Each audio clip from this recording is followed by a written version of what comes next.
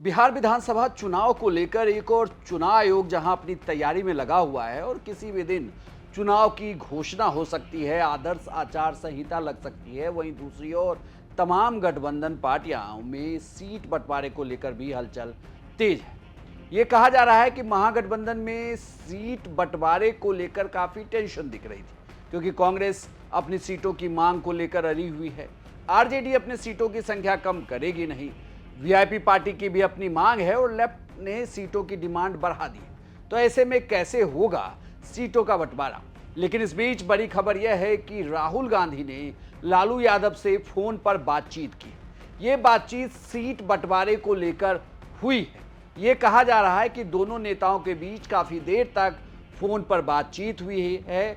इस बातचीत में सीटों को लेकर डिस्कशन हुआ है। साथ ही ये भी कहा गया है कि सीट बंटवारे को लेकर दोनों दलों की तरफ से किसी तरीके का बयान नहीं दिया जाए।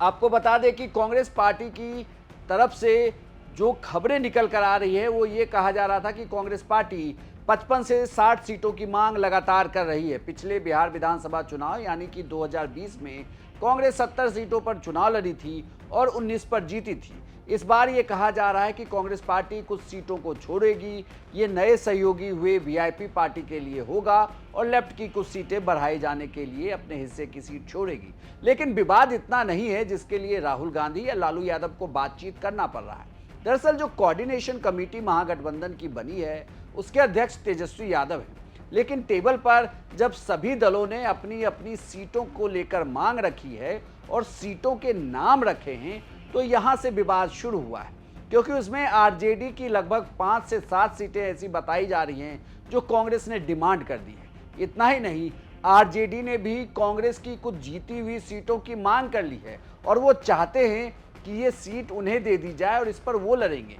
इसमें सबसे ज्यादा विवाद तो कांग्रेस के प्रदेश अध्यक्ष राजेश राम की सीट को लेकर भी है। ये कहा जा रहा है कि राजेश राम की सीट कुटुंबा पर आरजेडी चुनाव लड़ना चाहती है। उसकी लगातार ये मांग रही है कि ये सीट उसे दे दी जाए।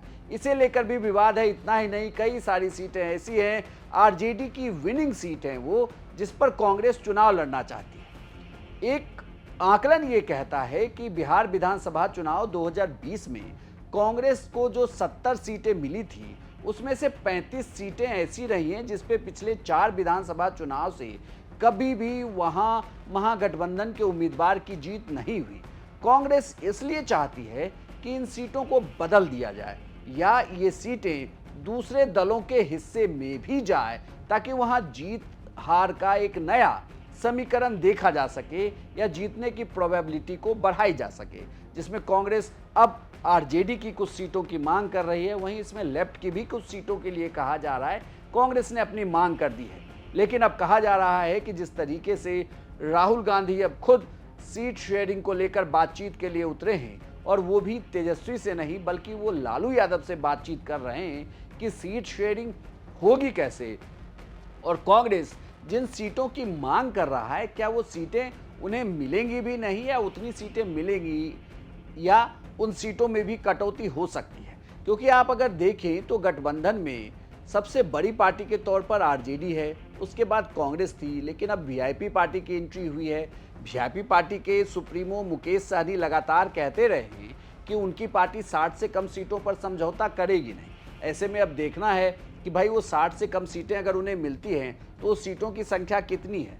लेफ्ट का चूंकि माले का स्ट्राइक रेट काफ़ी अच्छा रहा, लोकसभा चुनाव में भी अच्छा रहा, तो उनकी लगातार मांग है कि उनकी सीटों को बढ़ा दिया जाए।